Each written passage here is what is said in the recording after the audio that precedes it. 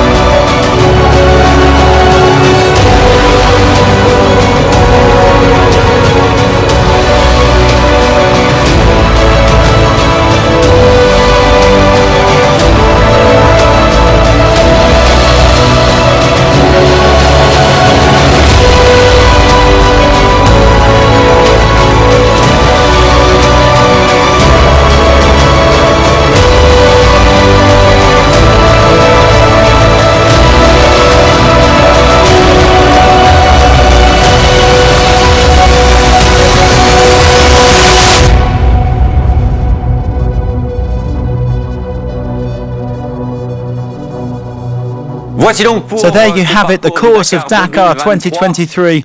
One prologue, 14 stages and one rest day. Yes, a 10-kilometre prologue that starts just behind the bivouac and finishes inside it.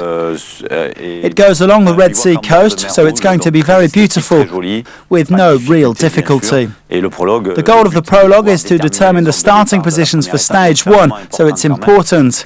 The fastest finishers will be able to choose their starting positions. It's very strategic because of the navigation on this first stage, so it's a key moment for the competitors. Well, let's talk about the first stage, a loop around the sea camp. A loop of around 360 kilometres, so it's already a decent length. We wanted the navigation to be simple to get everyone up and running.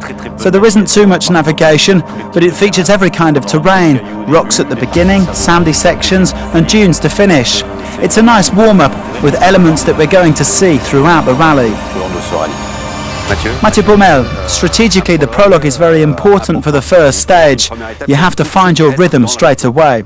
Exactly, and that's why we train all year long, so we can start at full throttle. As David said, the prologue is always very important. The better you do, the better your starting position. You can make big gains or big losses from the first stage, so it's crucial to be well placed. Moving on to the second stage between the sea camp and Al Ula. Well, sea camp to Al Ula is a rather unusual stage because there is hardly any sand, and that's very rare on this Dakar.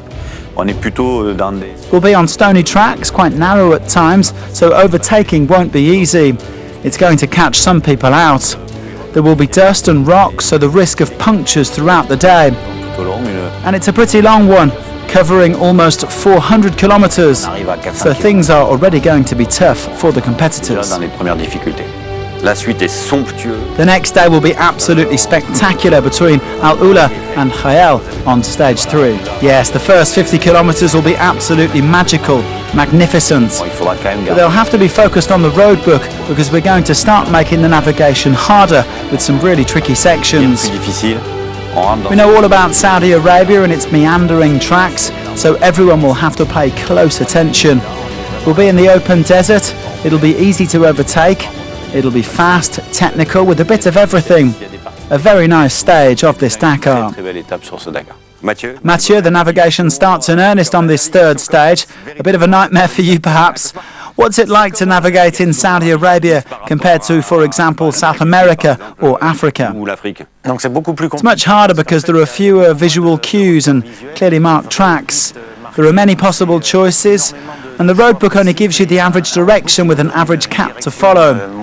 You often find yourself on a parallel track which isn't necessarily the right one, and you have to constantly readjust. This sort of stage can be a co-driver's nightmare, but I have to admit that I enjoy it too, so it should be a good start to the rally.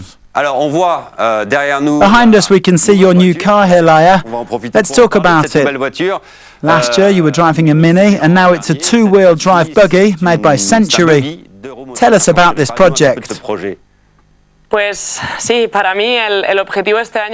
the goal this year is to improve, to take a step forward.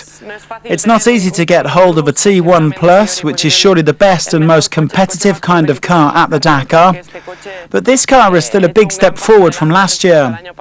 The driving style is very different, especially in the dunes. And that is perhaps what scares me the most. But I have to say, in testing, it has gone very well in the dunes. It's also a matter of changing my mentality and tackling them a bit differently. But I think we have a much more competitive package than last year. And yes, I'm really looking forward to it. I'm very excited about driving this car, and I was pleasantly surprised when I tested it. We'll talk a bit about goals later. Back to you now, David, for stage 4, with mountains to climb around Jael. Yes, mountains of sand, so it won't be easy. We have been in this area before, but we're going in the other direction, and there are some big sand mountains to climb. It may take the riders and drivers time to find the right path and get back on track. The first 100 kilometers aren't easy. There will then be some very nice sections in the middle of the special with lots of rocks and some navigation. We will round out with a much flatter and faster desert section, but again, it's a loop of 426 kilometers around Jael. Stage 5, the going gets tough on a second loop around Jael. Loop 2 is a bit shorter, 374k, but it's only sand, sand, sand. Not only dunes, but sandy tracks in the large sandy areas that surround Jael. We push on towards the south with the longest stage to Al Duwadimi. Yes, a long stage, over 850 kilometers in total, with 470 k's of special. There will be 2 distinct parts. The start is pretty fast over some big plateaus between the dunes, and the final part is much sandier with lots of dune crossings. It is going to be a long outing to Al Duwadimi. On stage 7 we stay in the area around Al Duwadimi. Yes, an even harder special. I would describe this one as very complete with all types of terrain. We'll start in small canyons with stony tracks before hitting the dunes in the desert, then finishing with more stones. It's another loop, a very beautiful stage. At 473 kilometers, it's the longest special of the rally, and I really think the gaps will open up on this stage. An extremely long and demanding first week ends with stage 8 between Al Duwadimi and Riyadh. Yes, 8 stages before the rest day. Another stage here of more than 400 kilometers, 407 to be precise. The first part will be in sandy canyons with some very nice tracks at the start of the special, and then a slightly different finish. Broken terrain, very tricky. It's a bit like Morocco. So everybody is going to have to be very careful to make it safely through to the rest day in Riyadh. Laia, what's your objective for Dakar 2023? What would be a good result? It's not easy because the level in the cars is so high. But the goal is always to improve, of course. Last year I was 23rd, so I don't know. maybe try to break into the top 15. I know it's very difficult, but I do feel like I've made a step up since last year, both in terms of my driving and the car. So we'll try our best. The Dakar is an adventure that's been going on for more than 45 years, but for the past 2 years it has also paid tribute to the pioneers of the rally. I'm referring, of course, to the Dakar Classic.